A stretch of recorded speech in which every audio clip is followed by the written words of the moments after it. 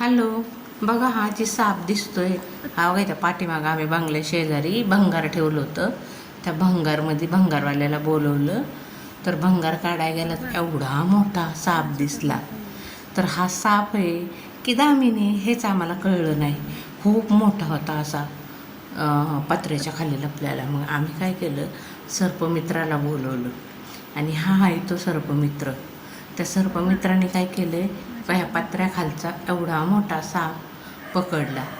पण ते आता दामीन आहे का साप आहे काय आपल्याला कळत नाही, पण त्याने तो तसा पकडला आणि इतका लांब मोठा आहे ना, भरपूर त्याचा 7-8-10 फूट मित्र पण ते असेल, इतका लांब आहे.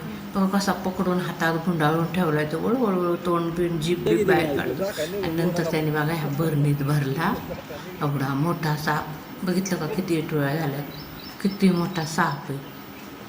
आणि असा पिवळा पिवळा धम्मक आहे नुसता. मग तो आम्हाला तर वाटतंय नागच असेल, पण काय आहे काय माहिती.